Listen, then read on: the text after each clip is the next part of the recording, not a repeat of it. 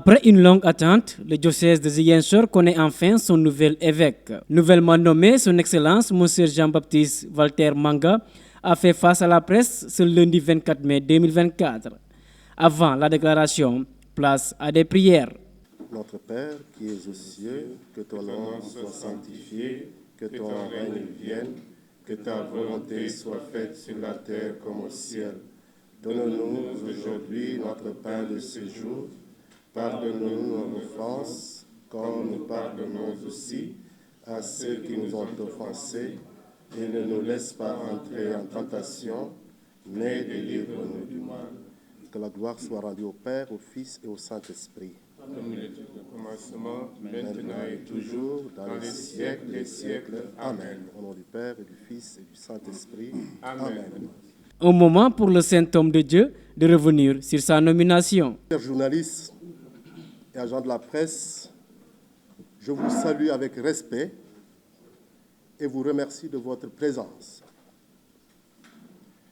Depuis ma nomination par le pape François comme évêque de Ziguinchor le 20 juin 2024 à 12 h heure de Rome et 10 h heure du Sénégal, j'ai reçu diverses sollicitations des médias. C'est alors pour moi l'occasion de répondre à cette demande et je prends le temps de m'adresser à vous aujourd'hui à l'occasion de ce point de presse.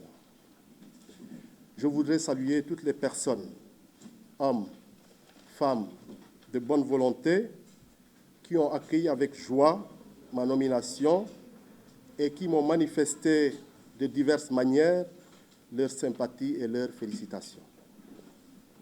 Je salue particulièrement les nouvelles autorités de notre pays, le président de la République, son Excellence, M. Bassirou Diomaye Diakhar Faye, son Premier ministre, M. Ousmane Sonko, et tous les membres du gouvernement, sans oublier toutes les autorités administratives, civiles, militaires, politiques, religieuses et coutumières, particulièrement celles de notre région de Ziguinchor.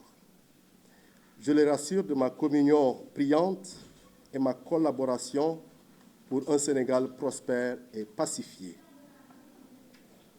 Je salue mes frères évêques de la province ecclésiastique de Dakar, le Sénégal, Mauritanie, Guinée-Bissau et île du Cap-Vert, en les remerciant de tout le travail qu'ils ne cessent d'accomplir pour le bien de nos peuples.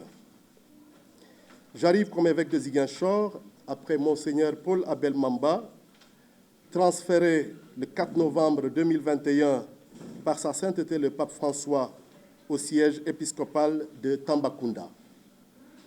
Il faut rappeler que le transfert d'un évêque d'un siège épiscopal à un autre est une pratique ordinaire dans l'Église.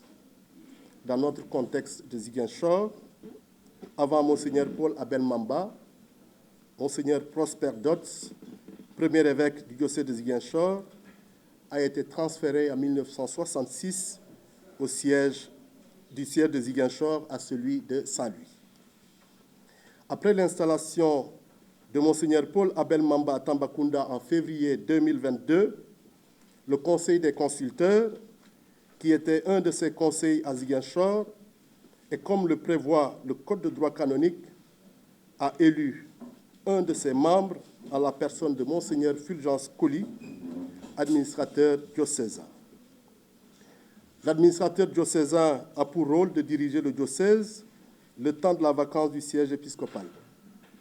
Je salue ici le travail accompli durant ce temps par Monseigneur Fulgence.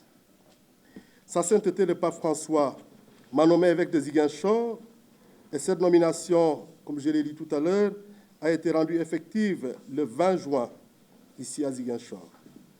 Le nonce apostolique, ambassadeur du Saint-Siège au Sénégal, avait convié tout le presbytérium de Ziguinchor, c'est-à-dire tous les prêtres, diocésains comme religieux, à une rencontre à la cathédrale Saint-Antoine de Padoue à 9 h 30. C'est au cours de cette rencontre qu'il m'a été signifié à 10 h, en synchronisation avec Rome, ma nomination comme évêque du diocèse de Ziguinchor. Le nouvel évêque de Ziguinchor remercie le pape pour cette marque de confiance et sollicite les prières et l'engagement de tous pour la réussite de sa mission. Je remercie Sa Sainteté le Pape François pour cette marque de confiance. Je remercie également le nonce apostolique au Sénégal, Monseigneur Valdemar Sommertag, qui a conduit toute la procédure de la nomination. Je mesure bien le poids de cette charge. Ziguinchor est un diocèse important dans notre pays, partageant avec le diocèse voisin de Kolda une situation fortement marquée par ce qui est appelé conflit casamançais. Cette situation impacte évidemment sur l'annonce de l'Évangile, qui est ma première mission. Pour mener cette mission, je voudrais d'abord compter sur les forces vives de notre diocèse, les prêtres, les religieux et religieuses, les fidèles laïcs. Je voudrais aussi compter sur l'État et nos frères et sœurs des autres religions, nos frères musulmans et ceux des religions du terroir, puisque nous sommes tous embarqués dans un même destin qui est celui de notre pays, le Sénégal. Le saint homme de Dieu compte marcher sur les pas de ses prédécesseurs pour l'accomplissement de sa mission. À la suite de la célébration, il fallait mettre en œuvre les différentes résolutions du synode. Je prends en charge un diocèse qui a déjà de grandes lignes pastorales.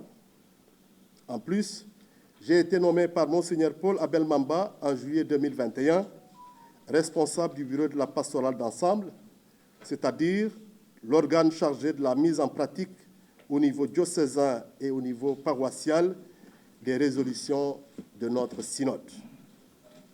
Je compte poursuivre ce long chemin pour le plein épanouissement de mes diocésains dans la foi.